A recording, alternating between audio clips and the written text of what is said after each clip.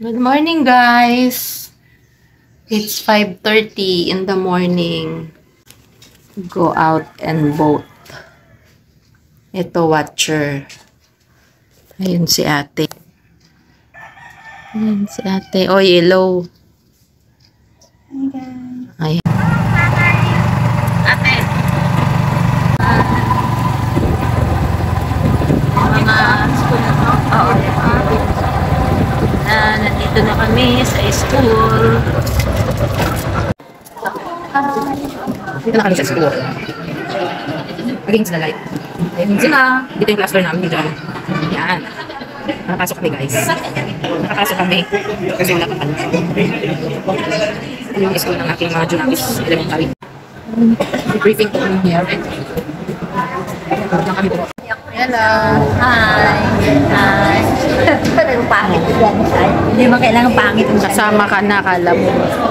Na guys, finish. Tapos na ako sa aking obligasyon. Tapos sa mga... Yes! Yay! Tapos na kami bumoto. Yan. Yan na si ate. At andito ako. Diba? Yan. Finish! Tapos na ang aming obligasyon sa bayan. Finish! Finish, finish.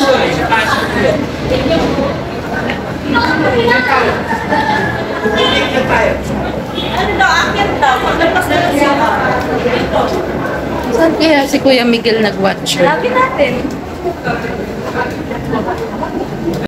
At ayun na nga guys, inikot namin yung buong first floor kasi sabi niya sa first floor daw siya. Pero hindi namin nakita yung room na pinagwa-watcheran niya. Buti na lang guys at umalis kami ng maaga para bumoto. Kasi tingnan nyo ang dami ng tao. So, siksikan na yan dun sa mga precinct. So, ayun na nga guys at hindi talaga namin nakita si Kuya Miguel. So, nag-decide na kaming umalis ni ate dahil pupunta pa kami ng grocery para mamili ng mga snacks para sa event namin na first ever kids Halloween party sa aming subdivision. Ayan, tara, samahan nyo kami. Tapos na. Finish na kami. Bilis naman. Maaga kami pumunta eh. Mga 6:30. Ikaw tapos na, di ba? Bye-bye.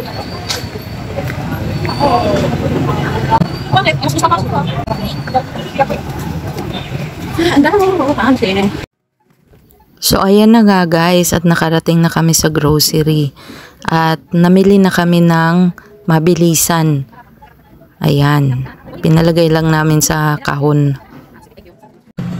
Yan, at magboto tayo muna dahil si ate ay pumunta ng Watson. Mabigat kasi yung bit-bit. Kaya antayin ko na lang siya dito. Antayin ko na lang siya dito sa botohan. Guys, dito sa ate.